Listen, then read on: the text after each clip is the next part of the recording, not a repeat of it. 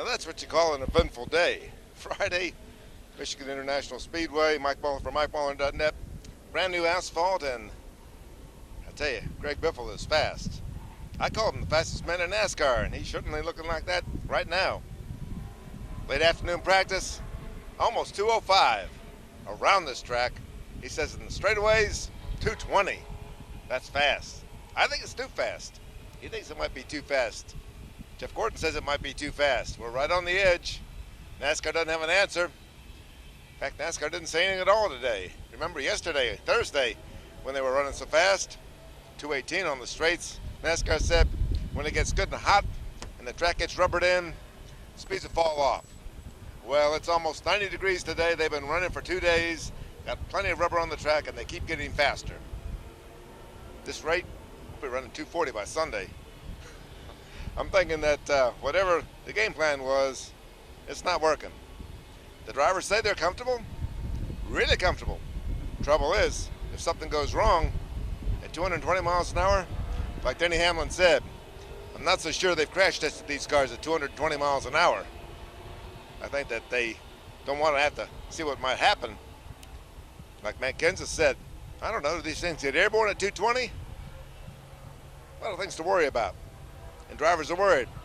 Drivers do worry a lot. And I tell you the big story, not just the speeds, the tires.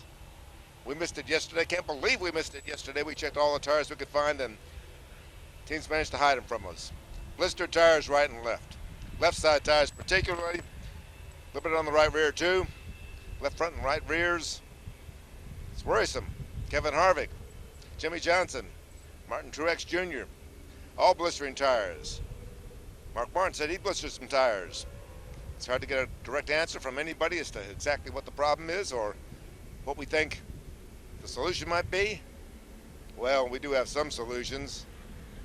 If they take about half a second out of the lap speeds, they wouldn't have a problem. Talked to the crew chiefs. Said if they were averaging like 192 around here, wouldn't have any tire problems. Trouble is they're averaging, well, Greg Biffle says in the race pace is going to be over 200 miles an hour. He ran 204.7 today, last round of practice, nice and hot, nice and slick, faster and faster and faster.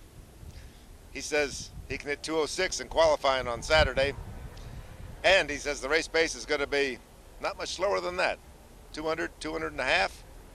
That's darn fast if you ask me. 14 guys have hit 200 already in practice, and I'm not so sure we know which way to go on the setups here. There are two ways of looking at it. This is only a 2-mile track. It's not Daytona. It's not Talladega. Two ways to look at it. Either this is an aerodynamic super speedway like Daytona, where you want as little drag as possible so you can go as fast as possible, or you want a lot of downforce so you can get through the corners, because you're in the corners a long time. About 60% of the time here you're in corners. Which way to go? Which way are teams going? They're not saying. If anybody's got an answer, they're not going to give it out. The trouble is, I don't think anybody's got an answer. We have to play this one out. It's exhilarating, it's thrilling for drivers and fans alike. A little too scary for me, but we'll see. Everything seems to be going okay, like Greg Biffle said, but you gotta wonder, if something goes wrong, gee, 220 miles an hour? How fast can you blink? Mike Muller, Friday. Mike Muller from MikeMuller.net at Michigan Speedway, and they're darn fast out here today and getting faster.